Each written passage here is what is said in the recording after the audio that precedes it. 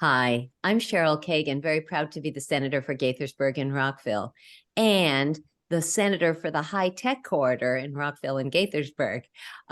Welcome to this week's edition of Kibbitzing with Kagan, brief conversations with people I find fascinating. With me today, I am very excited to welcome the Secretary of the Department of Information Technology, Katie Savage. Madam Secretary, thank you so much for taking the time to chat. Thank you for having me. Absolutely. So we have so much to cover, and your cabinet department, as they all are, is so integrally important to Maryland's present and future. So let's start with your background, and then we'll go into the current stuff you're working on and a little bit of a glimpse in the future. You got your degree at American University. You went to Pennsylvania for a master's. You even studied in Berlin, Germany. You served in the Peace Corps in Malawi, were a mayoral fellow in Chicago, worked in the private sector, worked for the U.S. Department of Defense. Why don't you tell us just through that and anything you want to add about what brought you then to this place? Sure. I know that a lot of my background in community development and government might not seem like it would lend itself to a career in technology, but uh, I did my undergraduate, as you mentioned, at American University, and during that time, I really fell in love with working for cities. I decided I wanted to be an urban planner. Fast forward to my first role in that capacity in the city of Chicago, I was tapped by the city's first chief data officer to help build the city's open data portal and to think about how municipalities, city commissioners could use technology, data in particular, to drive their decisions. And it was this big, sort of aha moment for me, where I realized, I don't necessarily want to be a traditional planner. I want to get technology into the hands of practitioners so that they can use data to make data-driven insights. They can plan their investments better. They can speed up services for citizens, and so that really directed the rest of my time in Chicago, and then is a lot of what I worked on in the Department of Defense and now here. Fantastic. So I have kibitzed with almost every cabinet member so far, and one of the really fun questions that my viewers and listeners really appreciate is, tell me the journey of getting to this job. When did you first meet Wes Moore? What was the interview like, and what was it like to get the call? So it's very funny, actually, because I was 7.5 months pregnant Right. Where did when you get to that? Where did you get to that? Yes. so it was funny. It was about a year ago at this time, that the governor's office reached out via an organization called the Tech Talent Project. It's a nonprofit organization that looks to bring technology talent into state government. And they, I think a number of my peers in Chicago and in DC kind of directed tech talent, or put my name, out for tech talents, and the tech talents in turn passed my resume to the governor's office. And I had the first couple of interviews virtually, and then it was time to come in and meet the governor. And I wanted And it was this. well, exactly. So I wanted to be really transparent. Yes. I said, I just want you to be, aware that I'm pregnant. And they said, that's fine. I was like, but I'm very pregnant. Really pregnant. And they were just really lovely about it and just really gracious. And what they said to me was, we're investing in you as, for the long term. And, a couple of months of maternity leave is, sort of very manageable compared to what we want you to do for the state. So I've been really fortunate, to start my family at the same time, been able to, to take on this role in Maryland. Amazing. So, so had you known of Wes Moore? Was the first time you met him at your interview? It was the first time I'd met him. I think like many people, I've been following his career, read his books, and Yes. I coming from the Department of Defense really was particularly taken by his background, in service, and I think immediately just felt, really kind of pulled into his vision of what he's trying to accomplish. Yes. Yes, he's amazing. So I'm mindful of gender roles and opportunities for women. So you wrote a wonderful piece on your LinkedIn page about how you were 39 weeks pregnant when you were sworn in.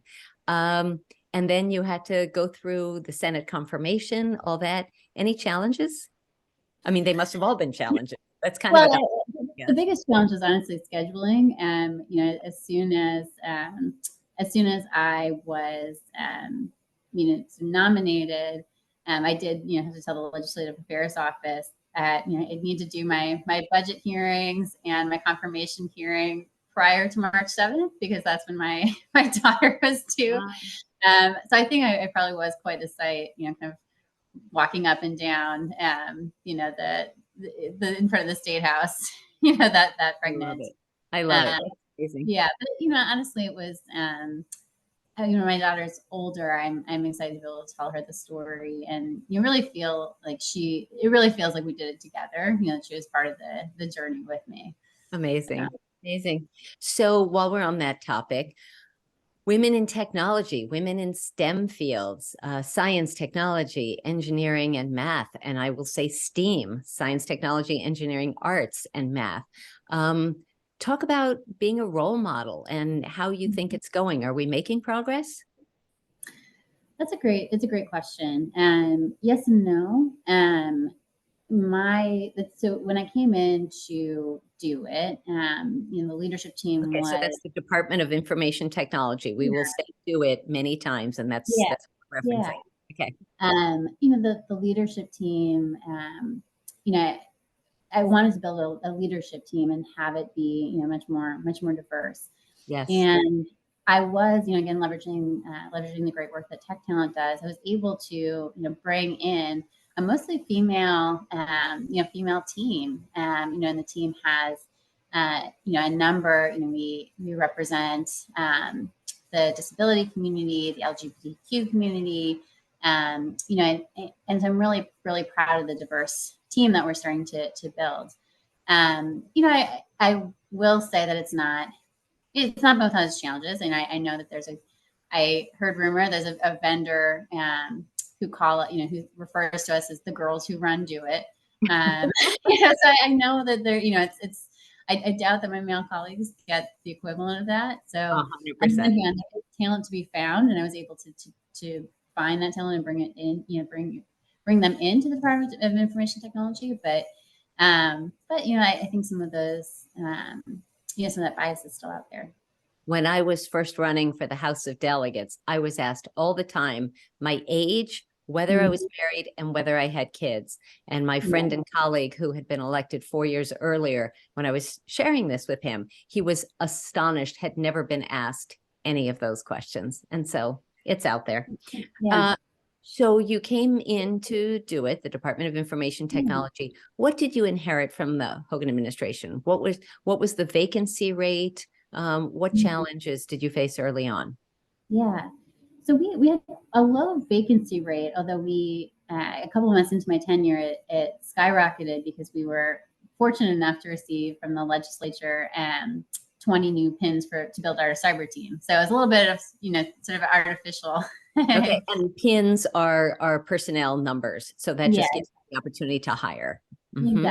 Exactly. But in terms of what we inherited, it's been a bit of a challenge in that, and this is not unique to Maryland. A lot of state IT departments are challenged by various decisions to centralize or decentralize their IT. So some states, notably Texas, hyper centralized. So there's no IT that happens outside of their department of IT. Other states, notably my colleague in Pennsylvania, is sort of the other end of the spectrum. They have a core, she runs a core IT team, but then there are, IT delivery centers similar to Maryland around transportation, health, et cetera, some of the bigger departments. And so it's a challenge because I think a lot of departments are confused about what is their responsibility by, my department's responsibility to provide them IT, which makes it challenging to determine, which software to buy, staff to hire, et cetera.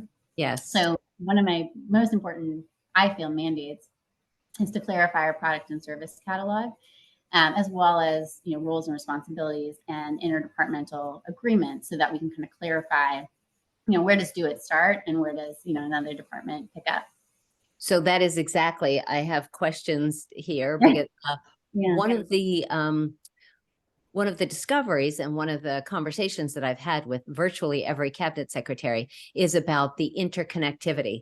And I don't mean that just from the technology perspective, because I work on that, but healthcare and technology, climate change and technology, economic development and technology, working with other departments. So you referenced transportation. Why don't you talk about one or two specific projects you're working on with another department?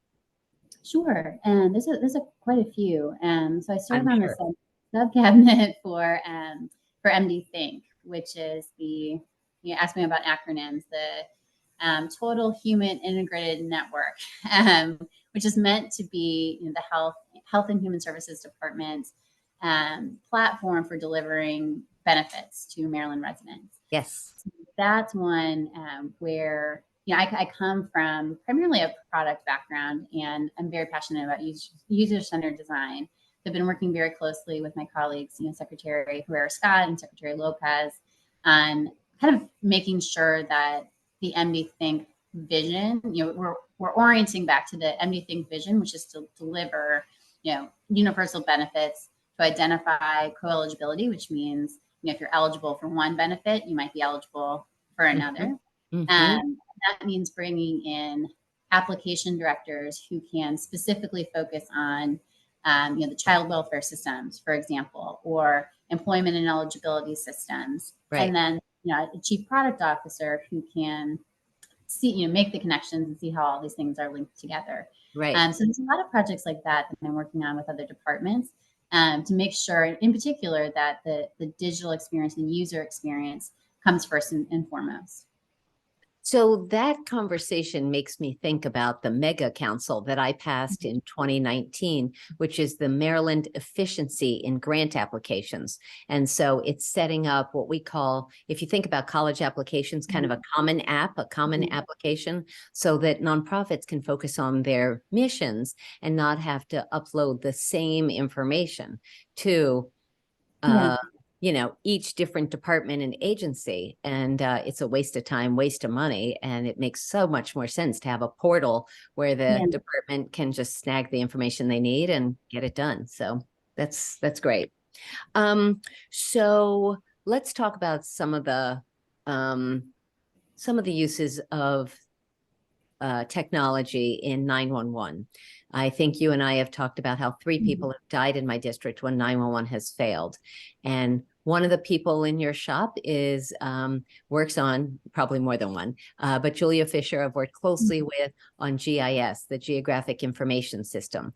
And for folks watching who don't know what GIS is, it's finding the emergency. Because if you call 911, you want to be able to send police, fire, paramedics to the location and not to the cell tower, which might be a quarter mile away. So talk about GIS and how that technology is improving.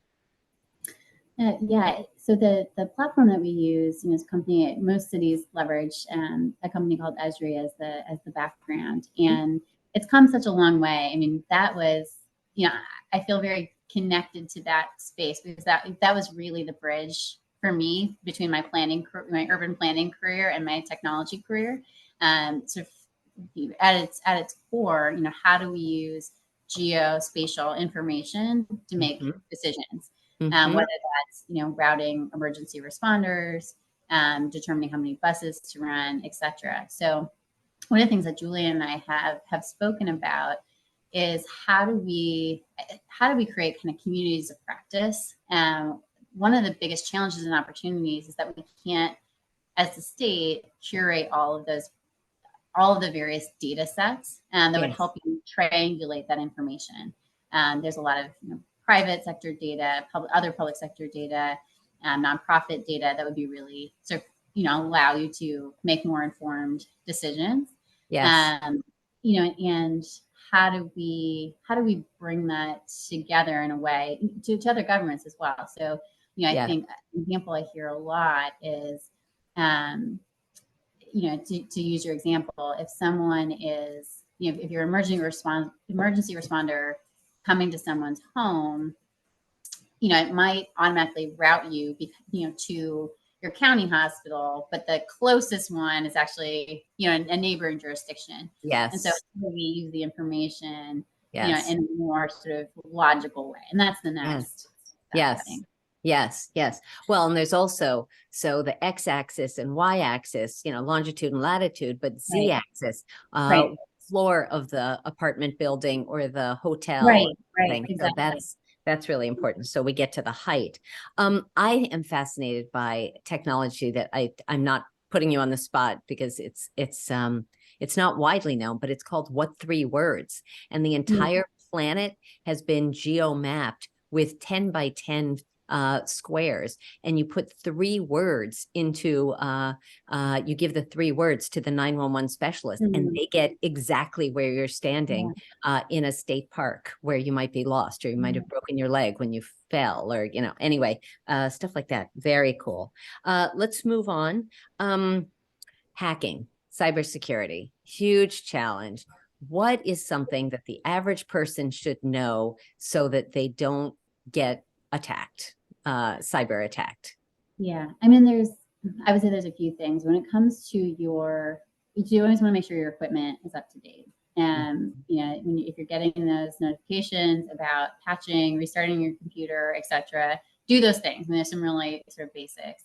Yes. The second thing is to have multi-factor authentication, or MFA, on all of your devices. So and just to be clear, so that's I sign in, I put in my password, but it still wants to send me a text, and I have to put the number in. So that's multi-factor. Exactly. And even on my personal devices, I still never click, trust this device. I do it every time. And I just think it's the best way to do that. So I think those are kind of 2 basic steps. Make sure that you're patching, make sure that you have multi-factor authentication. And then I think increasingly being aware of spam. I think we're seeing increasingly sophisticated phishing attempts to the email. So if it's not a sender that you recognize, just immediately send it to spam. Yes. The other thing that we're, I'll say for my department, is we're trying to make more of a cybersecurity program accessible, particularly at the city and county level, so that to the extent that there's phishing attacks, ransomware, etc., we want county officials to be able to call us immediately and to ask us any questions before attempting to solve things on their own. So It's something we're looking to expand. So one of the legislative initiatives that the 911 commission that I chaired for 4 years worked on is the telephonic denial of service, the digital denial of service. So robocalls, dialing 911 and shutting down the system, or jamming the system digitally. And that has happened on election day in an election system outside the state of Maryland. And we are vulnerable to it here. What's the answer? Is there a magic wand? I don't know if there's a magic wand, but I will say, particularly ahead of things like election events, we're working closely with our partners at MDEM to be able to the Maryland Department of Emergency Management. To be able to kind of stay ahead of that response. Yes. And the other piece is, what is the redundancy or failover? So if the system is jammed, what's another network that we could quickly stand up, or another way that we can, push work around. Yes, exactly. Yeah, challenging. In the news right now is AI, artificial intelligence, and ChatGPT. Do you see it as an opportunity, as a danger? What's the best and worst about artificial intelligence? I think both. I think I saw something on X recently that one of the X, formerly Twitter, at OpenAI was saying, it's a 10 to 90% chance that AI destroys humanity, or something like that. Quite a big range. Yes. I think that there's there's certainly challenges, especially when it comes to bias and fairness and the veracity of the data. But there's also a huge amount of upside. Some of the cases we're exploring right now, constituent services, how do we triage calls? We were talking about 911, but also 311, which is where you can call to get information. Montgomery County actually has a really interesting pilot that they've been working on, which pulls, scrapes information from across the county's websites to be able to respond very quickly, trash pickup, snow removal, etc. And that's you really are singing my song. I am actually meeting tomorrow with Secretary Lopez to further discuss my statewide 311 legislation. So yeah, it's incredible. I mean, I think that's a great service.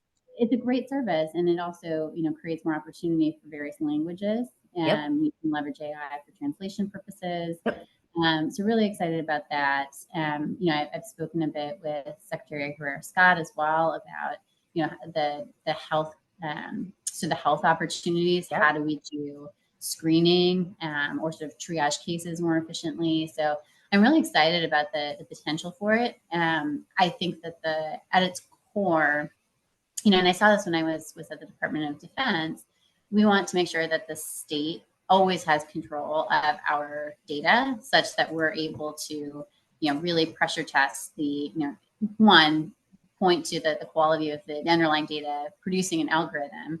And then two, that, we can always pressure test that. And then if a company changes hands, we're not susceptible to any kind of manipulation that way. Yes. Amen to all of that. Yes. So as I said in my intro, District 17, Rockville-Gaithersburg, has a lot of high tech, a lot of biotech. We've got some infotech. We've got all that. Are you working yet with Secretary Anderson at all to make sure that we keep businesses here or bring more employers to this area, or frankly, obviously, anywhere in the state of Maryland for the jobs, the prestige, the collaboration opportunities? Yeah. So actually, we just met yesterday, and I visited him in Baltimore. Perfect. We're doing my department is doing a roadshow of all of the other executive agencies to talk about collaboration. So we've been slowly, my leadership team has been meeting their leadership team. So it was with Secretary Anderson yesterday. Their beautiful office is overlooking the harbor. Yes. And he and I talked about a couple of ways to collaborate around tech. I'm really passionate about user-centered design, as I mentioned. And what that means is before we do big technology procurements, before we design big systems, we've prototyped with a small group of users. We've asked questions, we've documented the process, and we're making sure that we're solving the problem that we think we're solving. And there's a lot of really great companies that have that expertise that aren't necessarily currently represented on our statewide vehicles. Okay. And that's one of the ways we talked about. There are a lot of companies, that provide a service that are local, and there's a lot of universities that also have this, kind of human-centered design, HCI expertise. And so we've talked about how can we both leverage the type of those types of firms to improve the quality of the products and services we deliver in the state. And we want them in Maryland. Right. And use it as a driver for economic growth. Yes, no question. So I just have a few questions before we get to our Fast Five. I want to ask you some personal questions, not too personal, but you are a marathon runner. How long have you been running, and how many marathons have you done? Because I think marathoners are both remarkable and crazy. I would agree with that. That's a good question. I started running probably seriously maybe 16, 17 years ago. I had always been, an athlete doing cross country and soccer and dance and sort of a lot of endurance things. And at some point, when I first moved to DC, I lived in Northwest DC and would just see how close to the National Mall I could get. Nice. And I started being like 6-7 miles. I stupidly thought like, I can do it. I can do the Marine Corps marathon. And I did in 2007, I believe. So since then, I think I've done 8. Okay. I think I've done 8. Yeah. Okay. But it's you know, for me, especially as a new mom, it's Yes. the best time to, you know, clear my head, get some fresh air, think about things in a different way, Right. and come back refreshed. So I thought the, you know, running would really drop off, and I found I've actually relied on it even more. Nice. And you don't run with her attached to your body or in I the stroller? have a jogging stroller. So Yep. sometimes I jog with her in the stroller, which you can do when they're 6 months or older. But yeah, so I do a lot of hiking. I have a hiking backpack with her and then a Okay. jogging stroller. Fun. So. Fun. You are a self-diagnosed synesthete. So Yeah. I find it fascinating. Can you describe for, I think, probably everyone who's watching what that is, what's cool about it, what's challenging about it? So it was funny. I didn't think I didn't think anything of it, but I've been in a book club for a number of years, and I'm blanking on the book. We read a book that was basically about, included a number of sort of conditions or experiences that children that might emerge in childhood. And one of them is synesthesia, which is you conflate multiple sensory experiences. So, you know, in my case, I see numbers as colors. So for some people, it's like taste. You know, like they might hear a sound and taste cotton or something like that. So you know, I didn't, you know, we were having this book discussion, and I said, well, everyone sees numbers and patterns and colors, and you know, my girlfriends were like, no, Yeah. that's just you. But I do think it kind of contributes to, you know, I think a number of Beethoven and others are supposedly been synesthetes as well. And I think it's just a different way of visualizing things or experiencing things. Fabulous. Really fascinating. Thank you. So, Secretary Savage, it is time for your Fast Five. 5 quick questions, 5 quick answers to let folks get to know you a little bit more. So question number 1, and some of these are from an intern of mine, so I will just give her credit. Question number 1, what was your dream job as a child? What did you think you wanted to be when you grew up? I wanted to be a photojournalist. Wow, that's sophisticated. Okay. Question number 2, if you played the lottery and if you won the lottery, what would you want to do with the money? I would definitely make sure that, you know, my daughter and all our nieces and nephews have a college fund. And then I would, you know, probably buy a property where we like to spend the winter in upstate New York. Nice. Okay. Question number 3. What are 3 adjectives that your best friend might use to describe you? Ooh, that's a good question. I would probably say maybe passionate.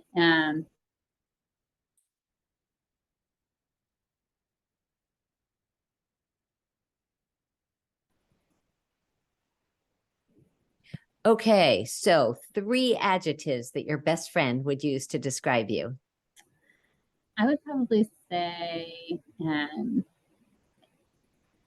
dedicated. You know, I'm really dedicated to, you know, family and friends, and another one I would say is probably compassionate. You know, I'm really concerned about Maryland residents, the people I serve. You know, whether it's at DoD or in Chicago, and then trying to think of a word that's like type A or OCD or something like that. Like a very exacting, maybe very exacting is the word. Okay. All right. I like it. I like it.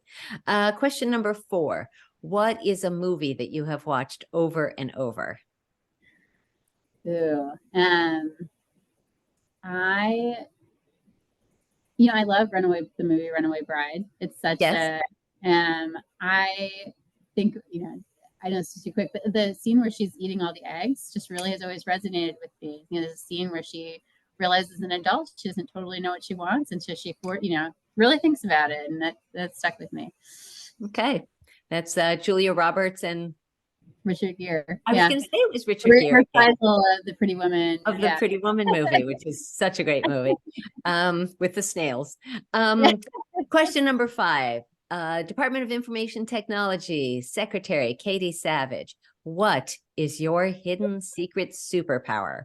What is a skill or talent you have, something you're really good at that most folks can't do? I think I'm pretty intuitive. I think almost to a flaw where I think I can really sense into how people are feeling, or if there's a disturbance in the force. I think I'm one of the first to know. That's great. That comes in handy, I bet, a lot. Yeah. So, all right. Well, Secretary Savage, thank you so much for taking time to chat today. Thank you for what you're doing. Thank you for being a role model as a mom, as a tech leader, as a marathon runner, as just badass woman out there making a difference. So thank you. I look forward to seeing you in person before too long. Likewise. Thank you so much. I appreciate it. Take care. Bye.